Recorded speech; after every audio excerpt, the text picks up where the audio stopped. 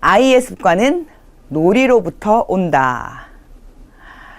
맞아요. 이 얘기는 계속 강조를 하고 있는 이야기인데 굉장히 중요한 이야기이기 때문에 강조를 하는 겁니다. 아이들은요, 놀이를 통해서 엄마들이 무언가를 가르쳐야 되겠다라는 생각을 하지 않더라도 아이들은 다양한 형태의 놀이를 통해서 저절로 습관을 형성하게 됩니다. 여러 가지 습관을 스스로 가져가게 되는 거죠.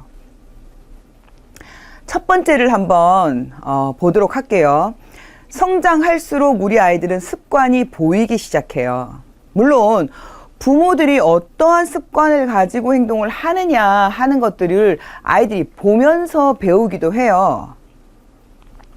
부모들이 늦게 일어나고 늦게 잠이 드는 습관을 가졌다 하면 이 아이도 당연히 아침이 늦고 밤이 또 늦게 찾아오는 그런 습관을 가지게 되겠죠. 그런 것처럼 아시다시피 대물림이라는 거 있잖아요, 여러분. 알코올을 좋아하는 부모, 알코올 중독인 아버지 밑에서는 반드시 중독자인 아들이 태어난다고 합니다. 그건 태어나는 게 아니라 자라는 거죠. 그 아이가 알코올 중독이라고 하는 그 사슬로부터 극복이 되는 데는 정말 지난한 개인적인 노력과 훈련이 필요하다고 해요. 그만큼 좋은 습관을 아이한테 주는 것이 부모한테는 굉장히 중요한 건데 그 어떤 유산보다 좋은 유산이 부모가 자식한테 줄 수 있는 유산 중에 그 어떤 유산, 돈, 집, 명예 이런 것보다 훨씬 좋은 유산은 좋은 습관을 주는 것이라고 합니다. 그것은 정말 그야말로 가정교육에 있어요. 이 습관을 놀이로부터 아이들은 배워낸다는 거죠. 말을 알아듣는 시기, 즉 뭐 한 18개월 정도가 되면 아이들은 주로 엄마가 무슨 말을 하고 싶어 하는지를 깨닫게 되는데 요때 우리 아이들을 위한 좋은 습관을 들여야 될 필요가 있어요. 좋은 습관을 들인다고 해서 아이가 부모가 원하지 않은 방향의 행동을 했을 때 하지마 아니야 라고 하는 건 썩 도움이 되지 않는다고 했습니다. 그거는 제가 계속 강조를 하고 있는 이야기 중에 하나인데 하지마 안 돼 하는 것은 아이를 소심하게 만들 수 있기 때문에 가능하면 잘하는 것을 칭찬하는 것으로 이 아이의 습관을 들이는 것이 중요하다는 거죠.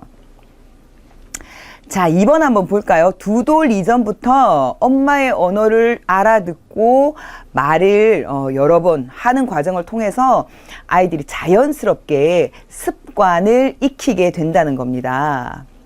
사실 여러분 아시다시피 요 무렵에 배변 활동도, 배변 습관도 들이게 돼요. 그죠? 그때 배변 습관을 들일 때도 엄마들이 여러 가지 표현을 하죠. 근데 그럴 때도 잘못했다, 안 된다, 나쁘다 요렇게 얘기를 하면 아이들이 어떤 경우에는 배변 자체에 위축감을 가지게 된대요. 그래서 참는 거죠. 쉬가 마려운데도 표현하지 않고 참아. 왜냐하면 엄마가 싫어하니까, 엄마가 인상 쓰고 화를 내는 걸 봤기 때문에 어느 타이밍에 해야 되는지를 몰라서 두려움을 갖는데요. 그래서 우리 엄마들이 아이들한테 배변 습관을 훈련을 할 때 배변 습관이라고 얘기하잖아요. 습관 훈련을 할 때에 이 아이가 거부 반응을 느끼지 않도록 자연스럽게 환경과 여건을 마련해 주는 것이 굉장히 중요하다는 겁니다. 그리고 그럴 때도 가능하면 엄한 소리, 험한 소리, 잔소리, 야단치는 것 이런 것들은 좀 자제를 하시고요.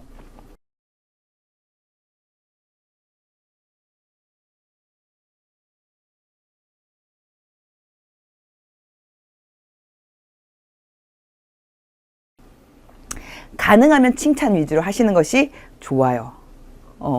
그냥 바지에다가 쉬를 해버렸는데 오줌을 넣어버렸는데 너 화장실 가고 싶으면 쉬마렴 엄마한테 얘기하라 그랬잖아.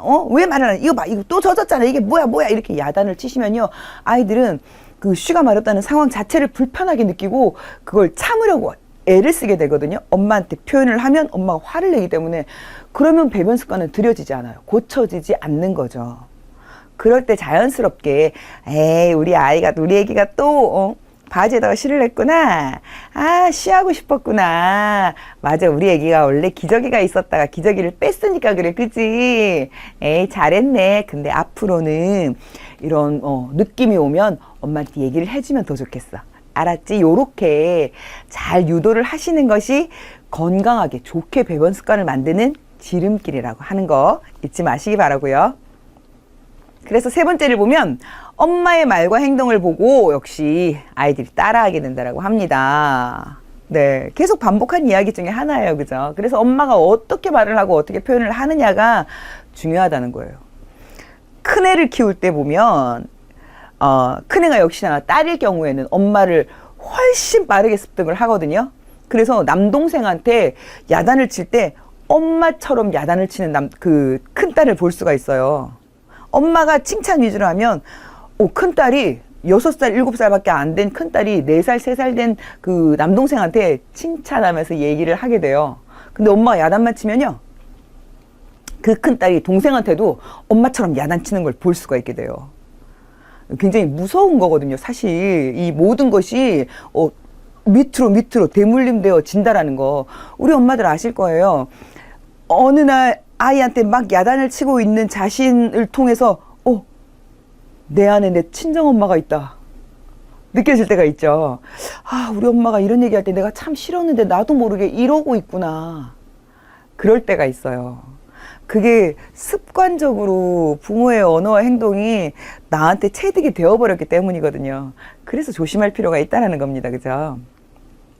아이의 습관 교육은 그래서 어렸을 때 형성되기 때문에 놀이를 통해서 즐겁게 재미나게 습관을 들여주는 것이 중요하다는 거 잊지 마시고요.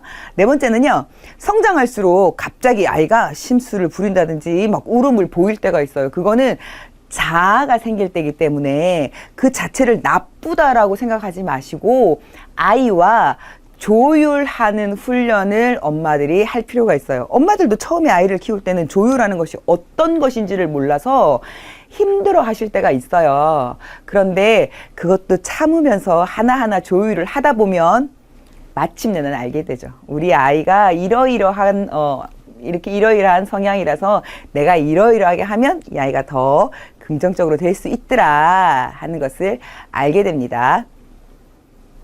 식사 시간에 이렇게 소란을 부린다든지 하는 것들도 역시나 습관이니까 그러지 않도록 즐겁게 웃으면서 잘 얘기를 하면 좋고요. 특히 식사 시간은 밥을 먹는 행위 자체가 즐겁다라는 것을 아이한테 자주 보여주면요, 식사 시간에 굉장히 자연스럽게 어른처럼 식사 시간을 보내게 되는 것을 보게 돼요.